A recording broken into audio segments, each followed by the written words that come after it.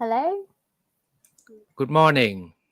Good morning. Welcome to Media Pulse, the show where we help you make sense of Thai politics. Now, Yeah, today we're bringing you the program from our home offices for a change. okay. Especially with what happened yesterday, I think it's even more essential that we help you make sense of the complexity of what is going on and what is going to happen next. Exactly. Yeah, there's so many things to unpack, right, in Thai politics. Because as we all know, Paetongtarn was dismissed from office yesterday over the telephone conversation with the Cambodian Senate President Hun Sen. The judges voted 6-3 in a decision that ousted her. Mm. Right. So Paetongtarn is ousted, and so the big question is what will happen next. We know that the court ruling yesterday was very lengthy, and before we go into details, we would like to give you a short summary of what happened in the court yesterday. Now, in short, the court ruled that Paetongtarn's phone conversation with Hun Sen was not carried out in good faith, dismissing her claim that the call was initiated in order to find ways to de-escalate the rising border tensions between the two countries at the time.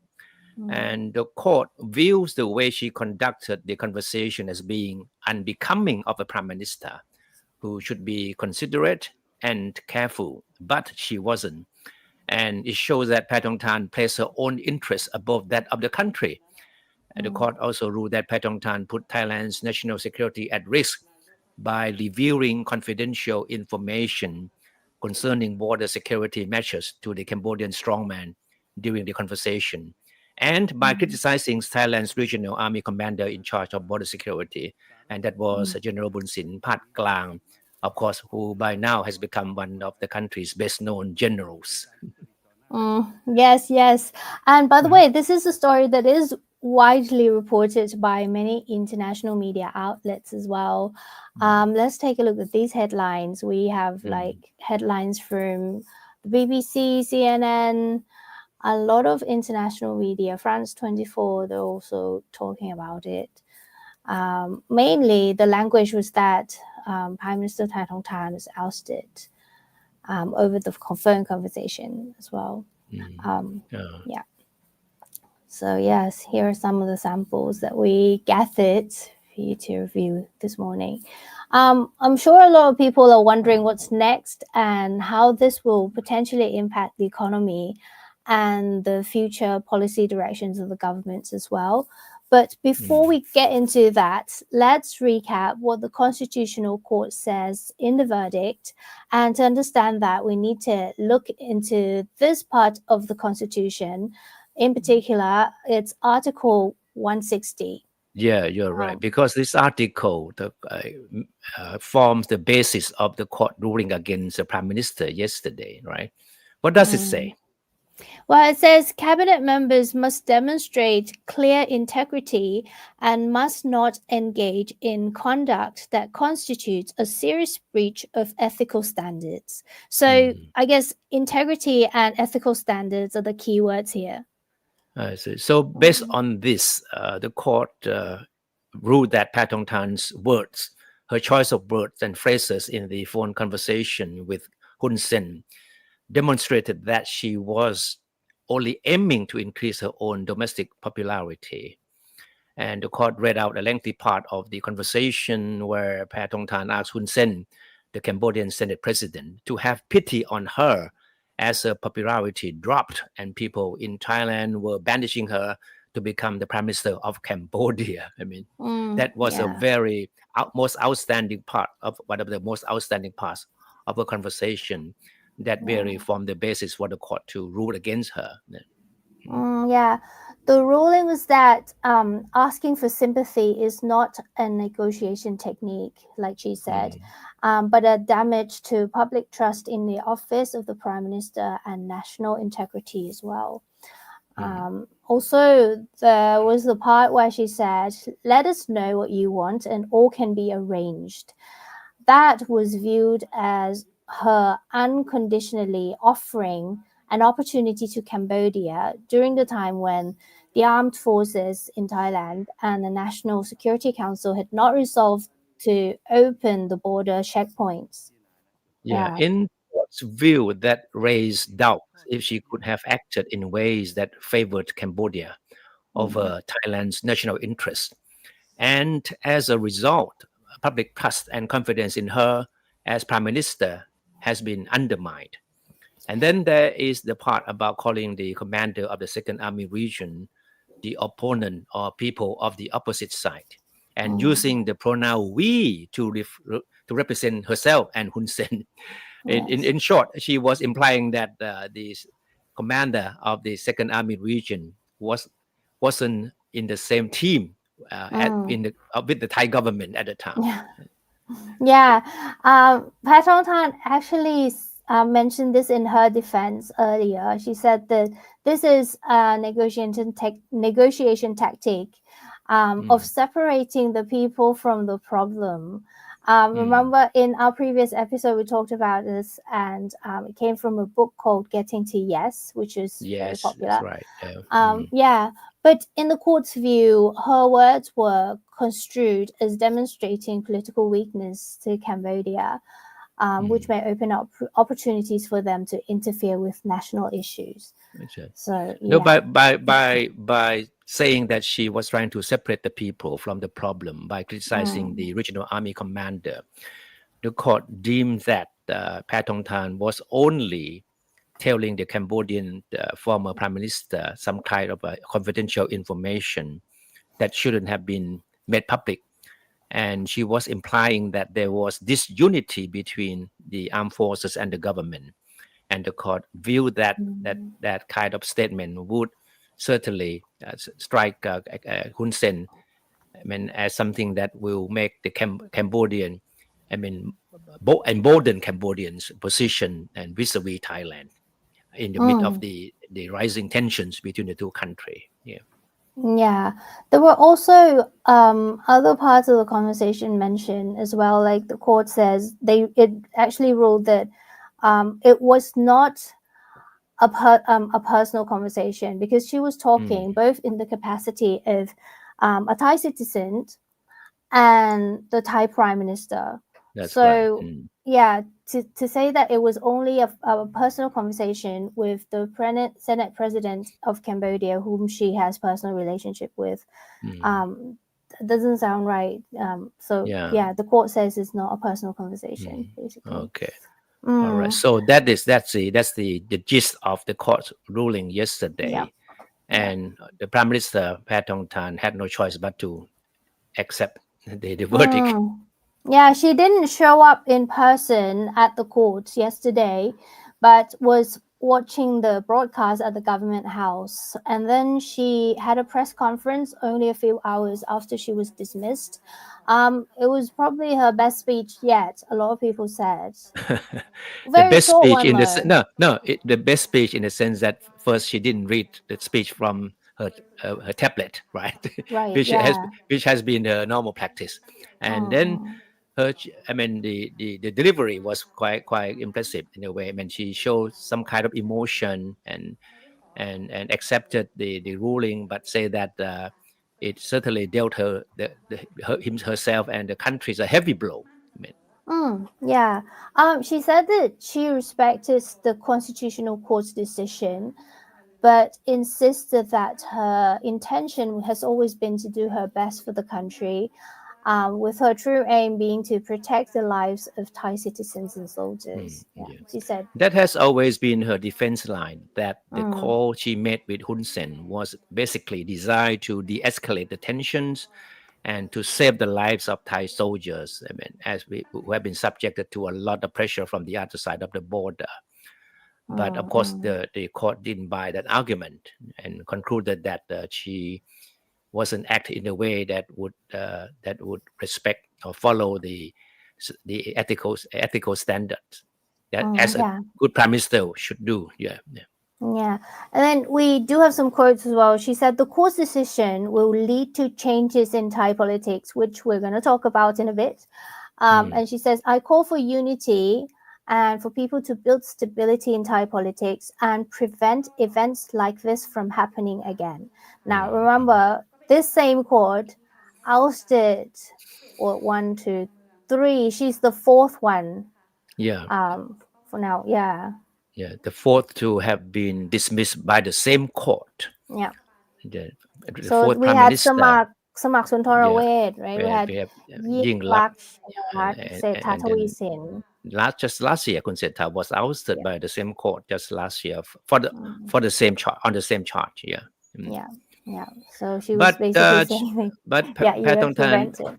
Paetongtarn is now still the leader of Thai Party, the biggest party in the coalition government. And yesterday she made it clear that she wasn't ready to go anywhere yet, and she'll be around. Yeah, she thanked the people of Thailand for the support, and she said she was proud to have served the country and to have opened up opportunities for its people. And then she also thanked the public for the opportunity and experiences that helped her understand her own strengths and weaknesses. And yes, like you said, she said she'll still be around to offer moral support to those who will lead the next government. Okay. So where do we go from here? Yeah. So before we go to that, Kun Clare, back on the court ruling again. Now, one important point in the ruling that is that one of the key witnesses that Paetongtarn very much hoped would help her with her defense turned out to be a liability. Kun Thepchai Bangchuat, the Secretary General of the National Security Council, contradicted Paetongtarn's claim that she recounted whatever she said to Hun Sen in a meeting of a selected group of security people the next day. She was saying that the day after she talked to Hun Sen, she called a meeting with a selected group of security people and then briefed them exactly on what she said to Hun Sen.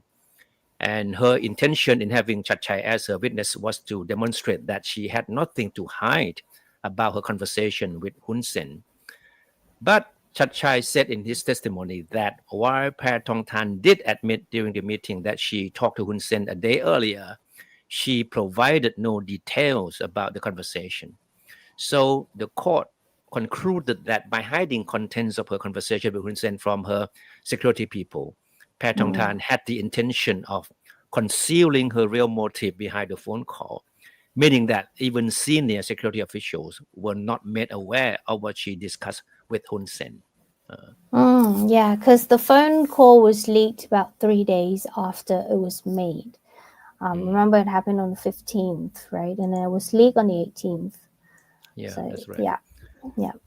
So now on what is next? A lot, has been going on since yesterday, right? And it looks like it has now boiled down to either Kun Anutin Chanvirakul of Phumchai Thai Party or Kun Chaikasem Nitisiri of Pheu Thai Party being the next prime minister. It's very clear.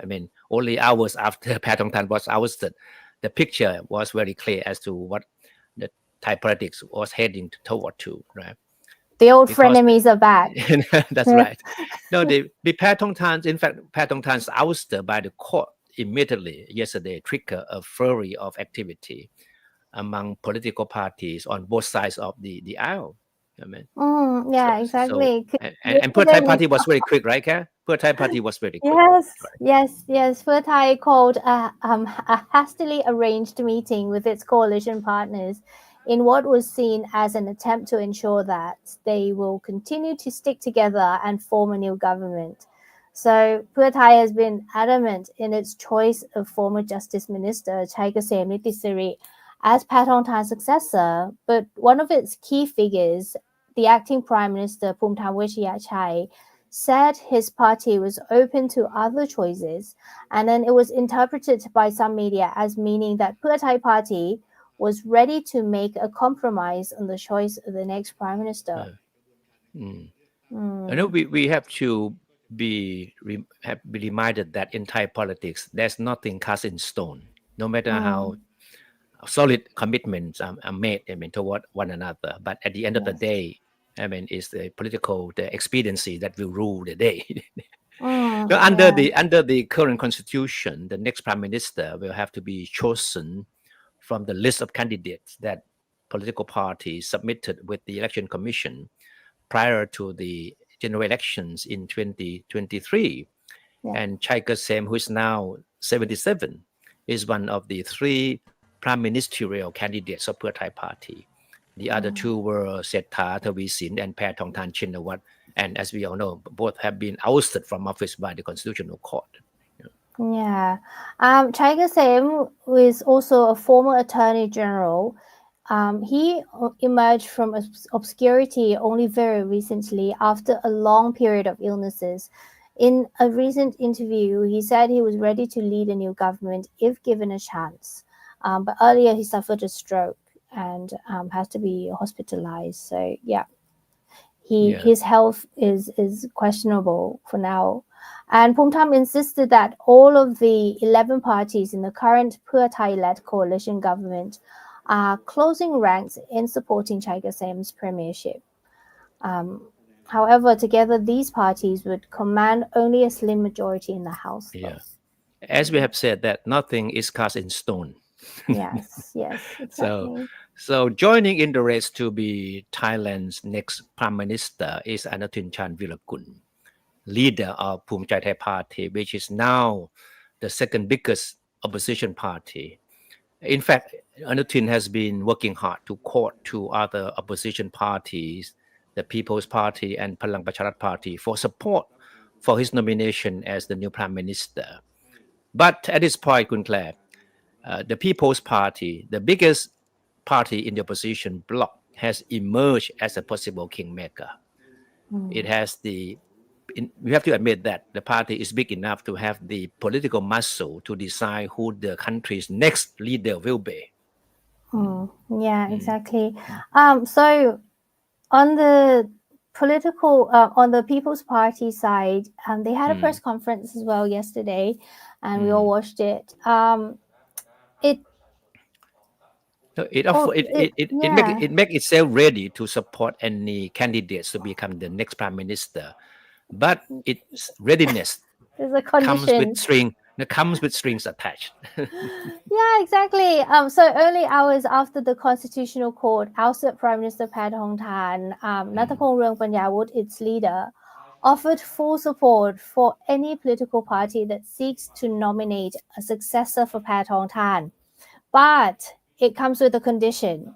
So he actually said whoever the next prime minister will be, he must consider himself a transitional leader and is required to dissolve the House in 4 months' time.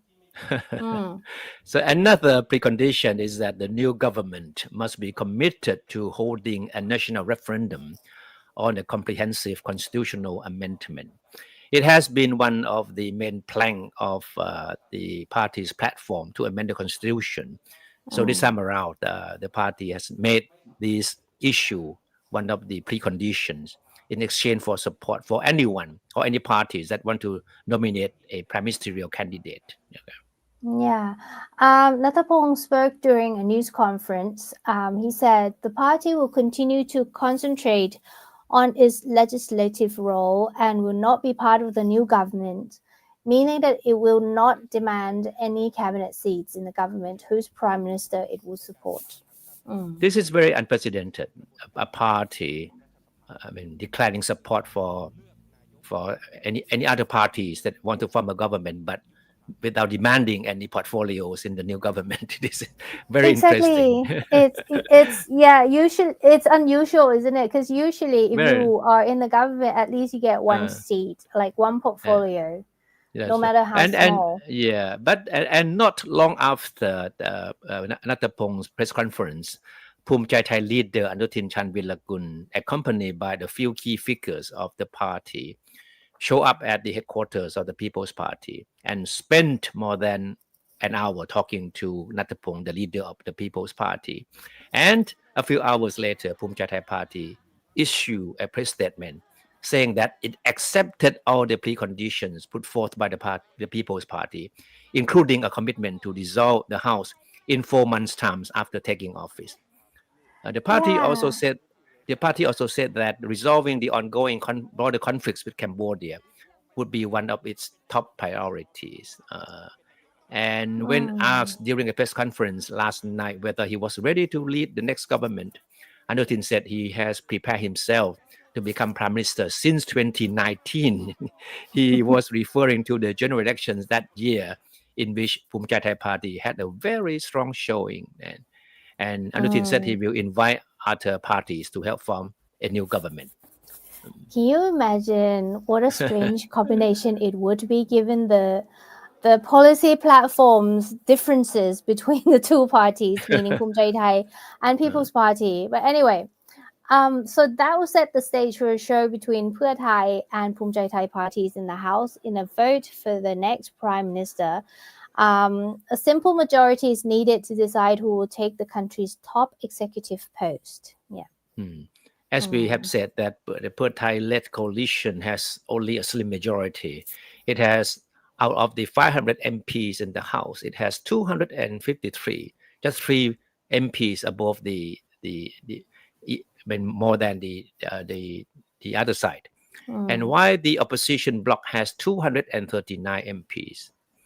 But the biggest challenge here is that it's for the two parties to try to win over the undecided factions or MPs in the House. And there are already signs that some MPs on both sides of the aisle more than ready to break ranks. Now, in Thai politics, I mean, it's always the so-called fence sitters who make the real difference. Exactly. Yes. And so how soon do we find out? If you check the headlines this morning, the Parliament has actually issued a letter to MPs that there are going to be meetings between the 3rd and the 5th of September. So that means that vote might be coming soon. Yeah, that's where they will pick the new prime minister. Yeah. So it will come down to a competition between the Pheu Thai-led and Phumchai Thai-led factions in the House.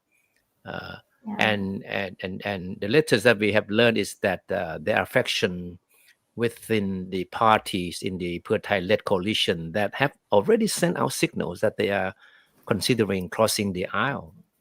Remember the Cobras. So we have terms for these people, right? Yeah.